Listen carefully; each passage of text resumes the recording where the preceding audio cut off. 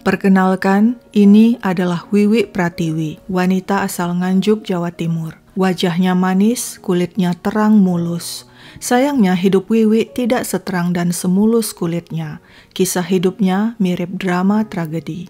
Sejak dilahirkan sebagai anak ketiga dari 10 bersaudara, masalah sudah menghampiri Wiwi. Orang tuanya tidak menginginkannya. Beranjak dewasa, Wiwi ikut tinggal dengan kakaknya. Dan apa yang didapatnya?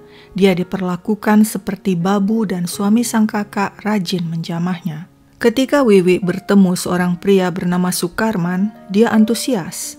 Dia tidak sabar ingin menikah dengan pria itu. Wiwi berpikir dengan menikah masalah akan selesai, kehidupannya akan membaik dan dia tidak bergantung lagi pada kakaknya. Keinginan Wiwi terkabul ketika tahun 69 dia dan Sukarman menikah. Sayangnya pernikahan itu hanya bertahan beberapa tahun, sebab pada tahun 76 mereka bercerai. Meski begitu, hubungan keduanya tetap baik sebab mereka punya seorang anak perempuan bernama Sulistyowati, single and ready to mingle.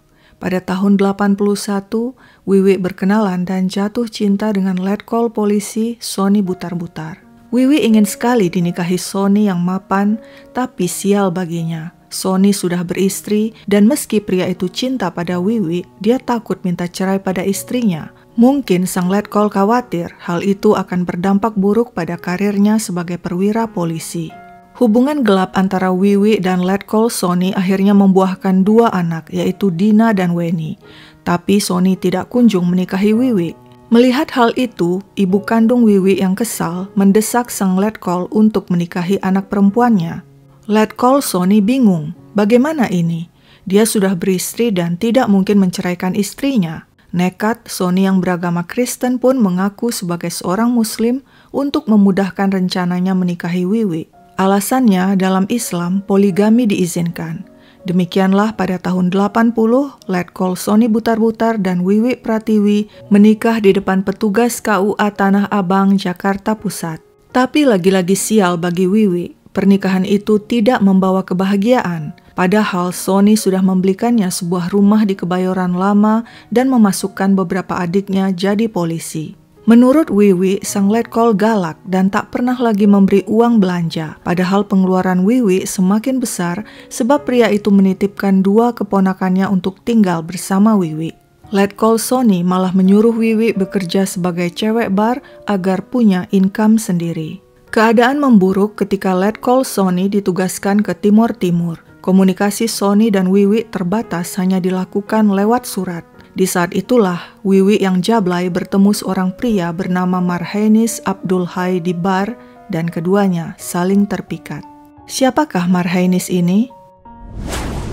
Ini adalah Marhainis Abdulhai asal Sumatera Barat. Dia pembantu rektor 1 merangkap dosen di Universitas Pembangunan Nasional UPN Veteran yang berlokasi di Jalan Fatmawati, Jakarta Selatan.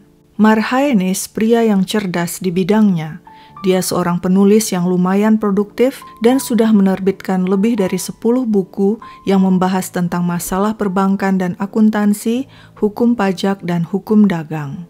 Jika dosen-dosen lain mungkin punya kegiatan rutin yang biasa-biasa saja, usai mengajar pulang ke rumah dan bertemu keluarga, Pak dosen Marhainis berbeda. Selesai mengajar, malamnya dia meluncur dengan mobil Toyota Corolla DX miliknya ke sebuah bar di Jalan Blora Menteng, Jakarta Pusat. Di sana, Pak dosen bersenang-senang, minum-minum dan makan seraya bercengkrama dengan cewek-cewek bar. Jika sedang bersenang-senang, sepertinya Pak dosen lupa dengan sang istri Fahmidah dan keempat anaknya yang menunggu di rumah. Terlebih ketika di bar itu, dia berkenalan dengan seorang cewek bernama Wiwi Pratiwi. Diam-diam Pak dosen Marhainis menjalin hubungan asmara dengan Wiwi tanpa setahu istrinya. Hubungan itu terjalin sejak 81 dan pada tahun 84 diam-diam Pak dosen menikahi Wiwi Pratiwi di bawah tangan. Pria itu telah melakukan poligami tanpa sepengetahuan istri pertama. Dan sesungguhnya saat itu Wiwi juga melakukan poliandri karena dia masih berstatus istri letkol Sony. Apa sebenarnya yang diharapkan Pak dosen dari pernikahan itu? Coba tebak, jawabannya terdiri dari 4 huruf. Sampai-sampai Wiwi kewalahan dibuatnya. Setiap ingin bermesraan, Pak dosen menenggak pil terlebih dulu. Pria itu selalu minta hal-hal aneh, hal yang bikin Wiwi jijik dan tersiksa. Tak hanya itu, Pak dosen ternyata punya kebiasaan buruk, yaitu ringan tangan. Pernikahan bahagia yang didamba Wiwi Pratiwi ternyata hanya fatamorgana.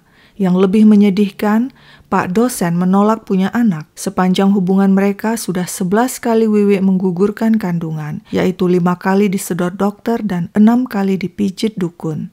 Akibatnya, kondisi kesehatan Wiwi menurun. Dia mudah lemas, saban hari harus mengenakan korset dan berjalan pelan-pelan karena perutnya ngilu. Ketika Wiwi minta cerai, Pak dosen malah mengancam dengan berbagai cara sehingga Wiwi ketakutan. Semakin hari kebencian Wiwi kepada Pak dosen semakin besar sebab sepak terjang pria itu semakin tidak terkendali.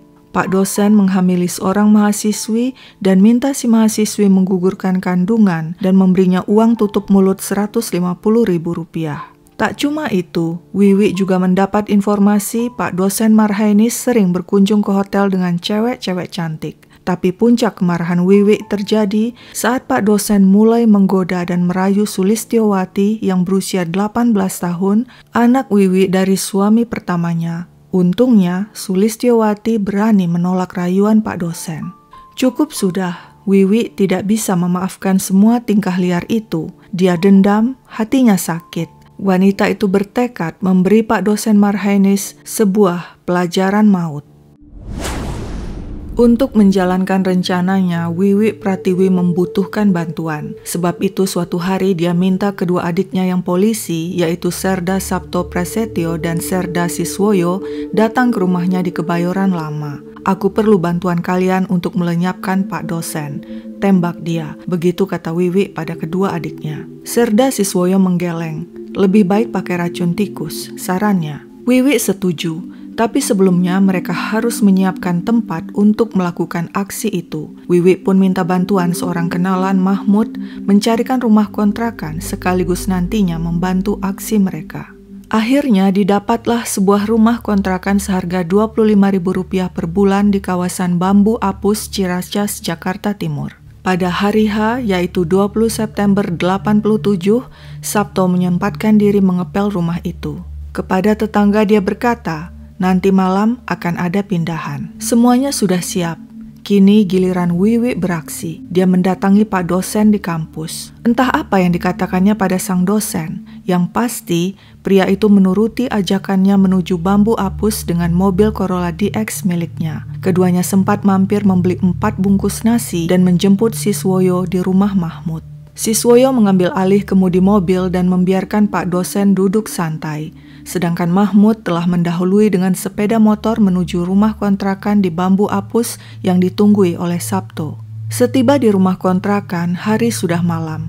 Wiwi menyuruh Sabto membeli kopi. Itu sebenarnya adalah kode, pertanda aksi mereka akan dimulai. Sabto dan Siswoyo bergegas keluar dan mengamati rumah dari luar. Wiwi mulai melancarkan jurus mautnya. Dia merayu dan melayani Pak dosen dengan mesra sambil menyuapi pria itu nasi bungkus yang telah dicampur racun tikus oleh Mahmud. Pak dosen semaput. Mahmud muncul dan segera menghantam pria itu dengan batu bata hingga modar. Sabto dan Siswoyo kemudian membungkusnya dengan karung. Malam itu juga dengan mobil Corolla DX milik Pak dosen, mereka membawa karung itu ke kawasan Warung Kiara Sukabumi dan membuangnya di sana. Selanjutnya, mereka membakar Corolla DX di kawasan Cilengsi Bogor dan naik kendaraan umum kembali ke Jakarta. Marhainis dinyatakan hilang. Keluarganya dan orang-orang sekampus mencari-cari pria itu. Dia tidak pulang ke rumah dan tidak datang ke kampus, tapi pencarian nihil. Pak dosen tidak ditemukan juga. Hingga beberapa hari kemudian, tidak disangka-sangka, seorang pencari rumput menemukan karung horor di Warung Kiara Sukabumi dan segera melaporkannya pada polisi. Semua gempar, tidak cuma polisi, tapi juga media dan masyarakat. Lewat investigasi, semuanya terbongkar. Aparat menangkap kedua adik Wiwi, yaitu Serda Sabto dan Serda Siswoyo. Tapi di mana Wiwi dan Mahmud? Keduanya ternyata kabur. Polisi menetapkan mereka sebagai buron. 2 bulan kemudian di awal Desember 87, polisi akhirnya berhasil melacak dan menangkap Wiwi di Trenggalek, Jawa Timur. Sedangkan Mahmud berhasil diringkus di Pelabuhan Ratu. Persidangan kasus ini digelar 8 Agustus 88 di Pengadilan Negeri Jakarta Timur. Wiwi Pratiwi menjadi sorotan utama. Dia hadir dengan tim 5 pengacara. Wiwi yang didakwa sebagai otak pembunuhan membantah semua dakwaan padanya. Sambil terisak dia mengatakan dia hanya disuruh orang. Dan orang itu adalah Letkol Sony Butar-Butar, si perwira polisi yang pernah dinikahinya di depan petugas KUA Tanah Abang. Menurut Wiwi, Letkol Sony lah dalang semuanya. Pria itu menyuruh dirinya menghabisi Pak dosen Marhainis. Sebabnya, Sony cemburu Pak dosen telah merebut Wiwi darinya. Setiap hari, Sony selalu memanas-manasi Wiwi dan mengatakan, Wiwi dan Pak dosen bukan pasangan serasi. Puncaknya adalah ketika Sony mengancam Wiwi, kalau kau tidak lenyapkan Marhainis, aku yang akan melenyapkan kalian berdua. Ancaman itu bikin nyali Wiwi ciut. Dia pun menuruti perintah Letkol Sony. Tapi di mata pengadilan, pengakuan Wiwi Pratiwi itu tak lebih dari sepenggal cerita fiktif. Pengakuan itu tidak bisa dibuktikan kebenarannya. Tak ada saksi yang bisa mendukung perkataan Wiwi. Tidak ada bukti otentik yang menunjukkan Letkol Polisi Sony Butar-Butar terlibat dalam aksi keji itu. Sukarman, mantan suami Wiwi, ikut bersaksi dan menjelaskan sikap minus Wiwi. Saat masih jadi istrinya, Wiwi hiper dan sering main dengan teman Sukarman sehingga kerap bikin Sukarman naik pitam. Wiwi pernah mengaku kepada Sukarman dia mau dengan Pak dosen karena duitnya saja. Sebenarnya cinta Wiwi hanya untuk Letkol Sony, tapi karena Sony semakin hari semakin pelit memberi uang, Wiwi pun beralih ke pelukan Pak dosen Marhainis. Tapi anehnya di pengadilan Letkol Sony tidak diajukan sebagai saksi. Alasannya menurut majelis hakim karena saat itu saksi sudah banyak. Ditambah lagi Wiwi terkesan asal tuduh, tidak ada bukti otentik keterlibatan Letkol Sony dalam kasus itu. Jaksa penuntut Hamid Tahir meminta majelis hakim yang dipimpin Jainal Hakim memutuskan Wiwi Pratiwi sebagai otak kejahatan yang telah merencanakan pembunuhan Marhainis Abdul Hai dan menuntut wanita itu hukuman 20 tahun penjara. Akhirnya pada 28 Agustus 88, Majelis Hakim Pengadilan Negeri Jakarta Timur memutuskan hukuman 15 tahun penjara bagi Wiwi Pratiwi. Tidak diperoleh informasi vonis hukuman bagi pelaku-pelaku lainnya. Mendengar vonis hakim, Wiwi protes. Seperti yang dikutip oleh media, wanita itu mengatakan, hakim gak adil, berat sebelah, pembelaan saya sama sekali gak diperhatikan. Tapi protes tinggal protes, Wiwi berakhir di balik bui. Sementara itu, Fahmidah, istri pertama Pak dosen Marhainis mengaku, dia tidak tahu selama ini suaminya kawin lagi. Tapi ada satu pengakuan Fahmidah yang mengejutkan semua orang. Dia yakin Wiwi Pratiwi tidak bersalah. Menurut Fahmidah, otak pembunuhan Pak dosen adalah seorang oknum. Sebab menjelang ajalnya, Pak dosen Marhainis sedang membongkar kecurangan yang terjadi di Universitas Pembangunan Nasional UPN Veteran Jakarta. Pada akhirnya, kasus pelik penuh intrik ini tetap menyisakan sebuah misteri. Sekian dulu ceritaku, sampai jumpa kapan-kapan.